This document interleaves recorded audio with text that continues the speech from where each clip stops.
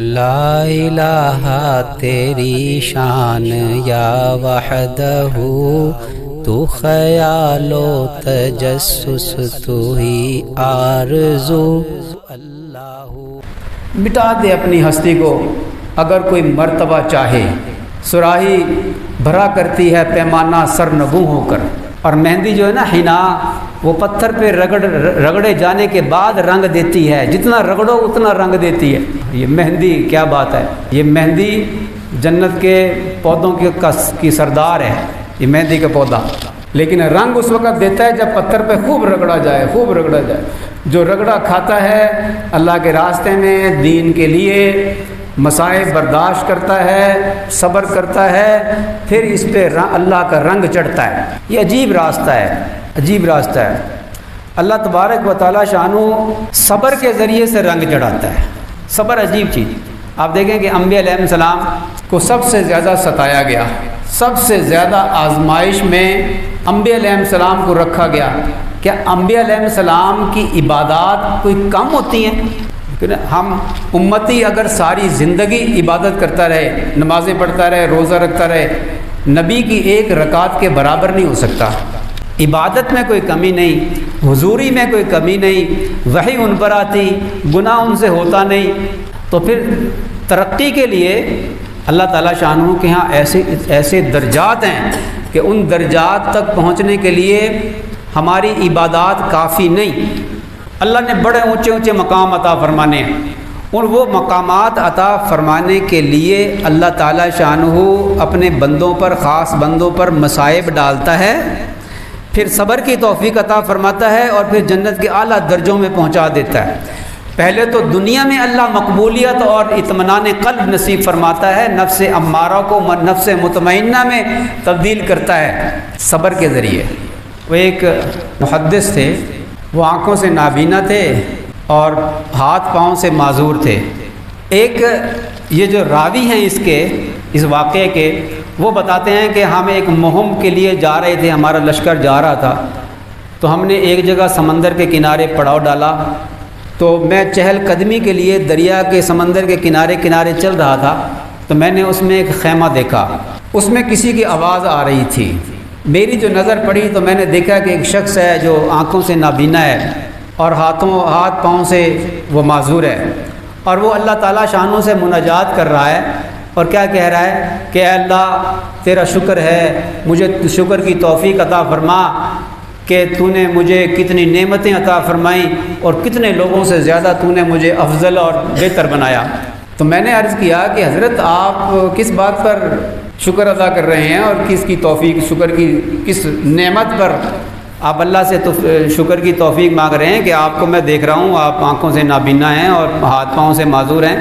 فرمایا ارے تو دیکھتا نہیں کہ میری زبان صحیح کام کرتی ہے، کیا میں اس نعمت کا شکر ادا کر سکتا ہوں؟ پھر فرمانے لگے کہ میرا ایک بیٹا ہے، بچہ ہے، وہ 7-8 سال کا، وہ میری خدمت کیا کرتا ہے، 3 دن سے غائب ہے، تمہارا مجھ پر احسان ہوگا اگر اس کو تلاش کر دو۔ وہ کہتے ہیں عبداللہ تھا ان کا نام، یہ جو راوی ہیں، وہ کہتے ہیں کہ میں تلاش میں نکلا، ڈھونڈتے ڈھونڈتے میں نے دیکھا کہ مٹی کے 2 تودوں کے درمیان ایک بچے کی لاش پڑی ہے، درندوں نے اور پرندوں نے اس کی لاش کو جگہ جگہ سے نوچا ہوا ہے۔ میں سمجھ گیا کہ یہ انہی بزرگ کا بیٹا ہے۔ میں واپس آیا اور میں نے خبر سنانے سے پہلے تمہید باندھی تاکہ ان کو حوصلہ ہو جائے خبر سننے کا۔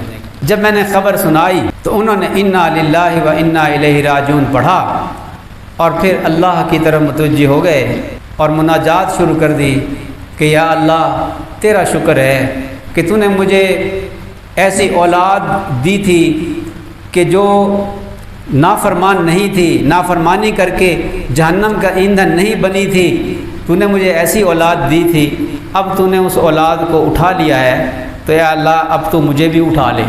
یہ کہا اور کلمہ پڑھا اور انتقال ہو گیا۔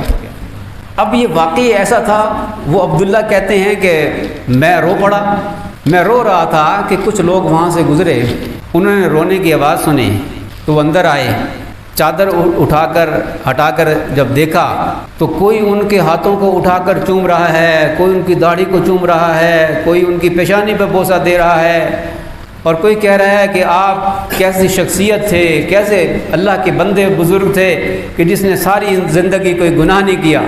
یہ کہنے لگے کہ میں نے پوچھا کہ یہ کون ہے؟ کہنے لگے تم نہیں جانتے، یہ حضرت ابو قلابہ ہیں۔ ہاں جی، یہ محدث ہیں۔ تجہیز و تکفین کر دی، رات کو خواب میں دیکھتے ہیں یہ عبداللہ جنت ہے، ایک جنت کا باغ ہے، اور دور سے حضرت ابو قلابہ سبز لباس پہنے ہوئے، رنگوں میں سب سے اچھا رنگ سبز ہے۔ آپ کہیں گے کہ وہ حدیث میں تو سفید کو ہے نہیں، یہ رنگ نہیں ہے، وہ 7 رنگ ہوتے ہیں نا، 7 رنگ، اس میں یہ رنگ سفید نہیں ہے۔ رنگوں میں سبز رنگ سب سے زیادہ پسندیدہ ہے، جنت کا لباس سبز ہوگا۔ دنیا میں سفید کی تعریف فرمائی، لباس پہننا، سفید پہنا کرو، حدیث شریف میں آیا نا، نبی کریم صلی اللہ علیہ وسلم نے خود رنگین بھی پہنے، جو میسر ہوا پہنا، لیکن سفید کو پسند فرمایا۔ جب ہجرت کی تو سفید لباس زیب تن فرمایا ہوا تھا، سفید کو پسند فرمایا، ٹھیک ہے، تو سفید پہننا افضل ہے، گو کہ رنگین پہننا بھی جائز ہے، عورتوں والا رنگ نہ ہو۔ تو انہوں نے خواب میں دیکھا کہ جنت ہے، اور حضرت ابو قلابہ جو پاؤں سے ہاتھوں سے معذور تھے وہ صحیح سالم سبز لباس پہنے ہوئے چلے آ رہے ہیں اور تلاوت کر رہے ہیں، سلام علیکم بما صبرتم فنعم عقبی الدار، یہ آیت تلاوت کر رہے ہیں۔ ہم جب یہاں آئے ہیں نا، یہاں کے ماشاءاللہ انوارات جو ہیں وہ مجھ جیسے اندھے کو بھی محسوس ہوئے، اور جب مولانا نے یہ بات فرمائی تعارف کرتے ہوئے کہ ہمارے اساتذہ کی تنخواہیں کتنی ہیں، تو وہ مجھے بات سمجھ میں آ گئی کہ وہ انوارات کس چیز کے تھے۔ یہ قربانی ہے، قربانی سے دین پھیلتا بھی ہے اور دین کی حفاظت بھی ہوتی ہے۔ اگر قربانی نہ ہوگی نا تو کچھ نہیں ہوگا، نہ دین نہیں پھیلے گا، قربانی کے بغیر دین نہیں پھیلے گا۔ وہ ہمارے ڈائریکٹر صاحب تھے، میرا اسکالرشپ تھا صرف 2500 روپے، میرا اسکالرشپ تھا اس زمانے میں، اللہ تعالیٰ بڑی برکت دیتا تھا۔ 900 روپے کا کرائے پہ گھر لیا، شادی میں نے کی تو میں 2-3 دن کے بعد ہی ادھر آ گیا لاہور، اور کرائے پہ گھر لے لیا۔ 900 روپے کرایہ تھا گھر کا، 2500 روپے میرا اسکالرشپ تھا۔ ایک دن آفس میں بیٹھے ہوئے تھے تو ڈائریکٹر صاحب، جن کی اس وقت 50,000 روپے تنخواہ ہوگی، اور اتنی بڑی تنخواہ تھی اس زمانے میں، 50,000 بڑی رقم تھی، تو باتوں باتوں میں کہنے لگے وہ ڈائریکٹر صاحب کہ جی میں مقروض ہی رہتا ہوں۔ میں نے اس وقت دل میں اللہ کا شکر ادا کیا، میں کہ یا اللہ، یہ ڈائریکٹر ہو کے مقروض رہتے ہیں اور ہم 2500 روپے جن کی تنخواہ ہے ہم قرضہ دے ہی دیتے ہیں لوگوں کو۔ 50,000 تنخواہ تو کہتے ہیں مقروض، راضی نہیں، خوش نہیں۔ اور ان مولانا سے پوچھ لے تو مدرسے میں پڑھاتے ہیں کتنی تنخواہ ہے؟ جی 2,000 روپے تنخواہ ہے، اللہ کا شکر ہے، ساری ضرورتیں پوری ہو جاتی ہیں، شکر اللہ کا۔ اس حال میں جب کہتا ہے نا بندہ اللہ تیرا شکر ہے، سبحان اللہ، اللہ فرماتے ہیں فرشتوں کو دیکھ میرا بندہ کتنا صابر اور شاکر ہے، یہ تکلیف میں بھی شکر ادا کرتا ہے، اور یہ تکلیف میں شکر ادا کرنا انبیاء علیہ السلام کا شیبہ ہے، اس لیے کہ یہ لوگ حکیم ہیں، یہ لوگ سمجھتے ہیں کہ یہ جو مصیبت آئی ہے اس کے پیچھے حکمت ہے۔ اللہ تعالیٰ شانوں کی صفت وہ حکیم ہے، حکیم، اس کی حکمت کی تجلی پڑتی ہے اس شخص پر، اور اس پر حکمتیں واشگاف ہو جاتی ہیں، اور پھر اس حکمت پر یہ شکر ادا کرتا ہے اللہ تعالیٰ۔ صبر پہ اللہ تعالیٰ شانہ جو کچھ عطا فرماتا ہے نا۔ حاجی امداد اللہ مہاجر مکی رحمۃ اللہ علیہ مکہ مکرمہ میں تھے، حج کا زمانہ تھا، ہندوستان سے لوگ حج کرنے کے لیے گئے ہوئے تھے، تو حضرت کے پاس محفل لگی ہوئی تھی، اور حضرت حاجی صاحب فرما رہے تھے کہ صحت بھی اللہ تعالیٰ کی نعمت اور اللہ کی رحمت سے ہے، اور بیماری بھی اللہ کی رحمت ہے۔ تو ابھی یہ گفتگو فرما رہے تھے کہ ایک حاجی آیا ہندوستان کا، آگے کہنے لگا کہ حاجی صاحب میں حج کرنے آیا تھا، بیمار ہو گیا ہوں، اب مجھ سے ارکان ادا نہیں ہو رہے، آپ دعا کر دیں اللہ مجھے صحت عطا فرما دے۔ اب وہ سب دیکھنے لگے کہ ابھی تو حاجی صاحب فرما رہے تھے کہ صحت بھی نعمت ہے اللہ کی، اور بیماری بھی اللہ کی نعمت ہے، اب حاجی صاحب کیا کریں گے؟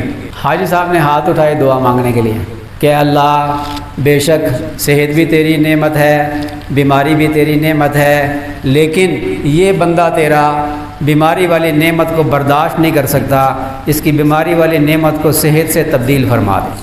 رحمت کا لفظ استعمال کیا یا نعمت کا استعمال کیا؟ رحمت اصل میں آتی ہے کسی عمل پر، اور تکلیف پر بھی جب صبر ہوتا ہے اس صبر کی وجہ سے رحمت آتی ہے۔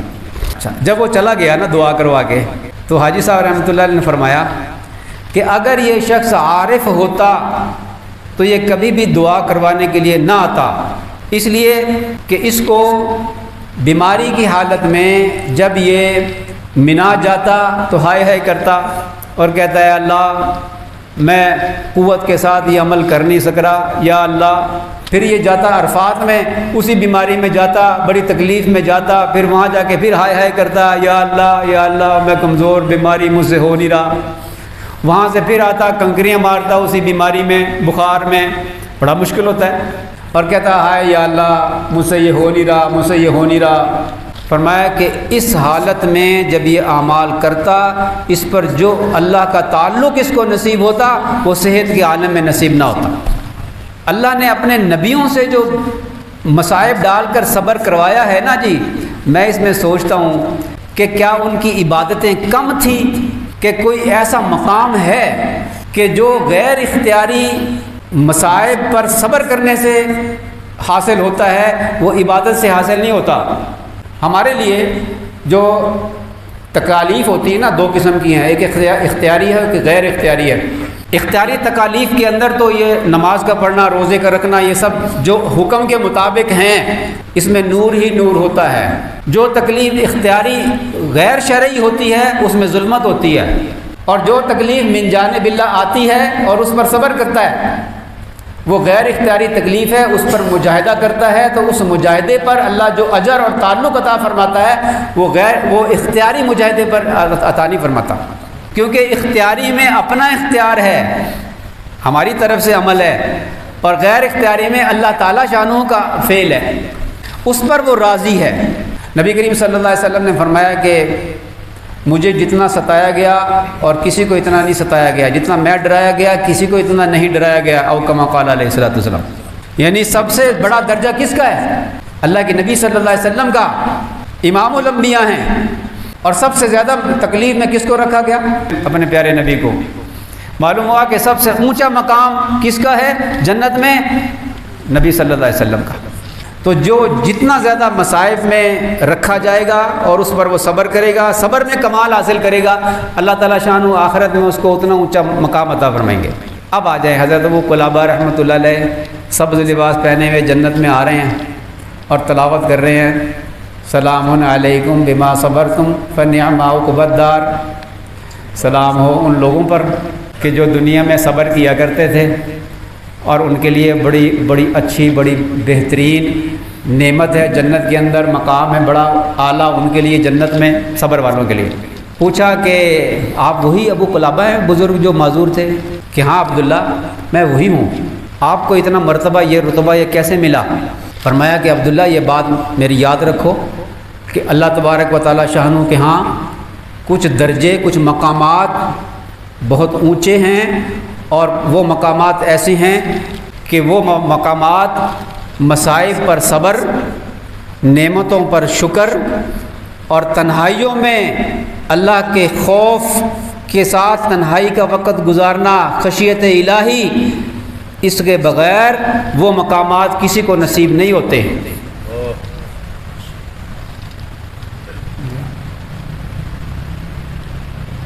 جیسے لوگوں کے سامنے گناہ کرنے سے ڈرتے ہو، تنہائی میں بھی اسی طرح دل میں خوف ہو کہ اللہ مجھے دیکھ رہا ہے۔